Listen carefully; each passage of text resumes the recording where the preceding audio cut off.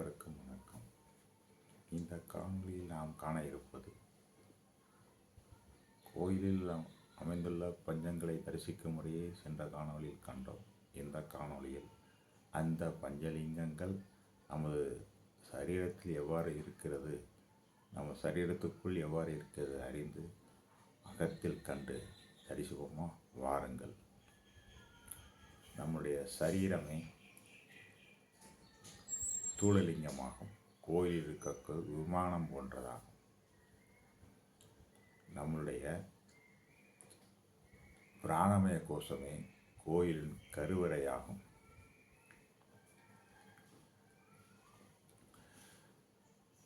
நம்முடைய மனமய கோஷமே கோயிலில் உள்ள பலிபீடமாகும். நம்முடைய விஞ்ஞானமய கோஷமே கோயிலில் உள்ள கொடிமரமாகும். நம்முடைய ஆனந்தமய கோஷமே பஞ்சாட்சரத்தில் உள்ள கோயிலில் அமைந்துள்ள சி என்ற எழுத்தாகும். அதாவது மூலஸ்தானமாகும். இதை அறிந்து வணங்கி நலமுடன் வாழ்வோம். அப்படி என்றால்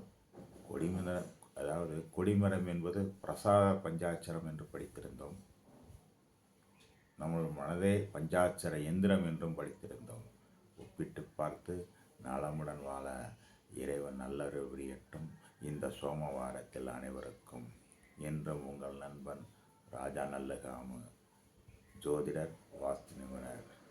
என்னோட தொலைபேசி எண் 95 85 14 85 60.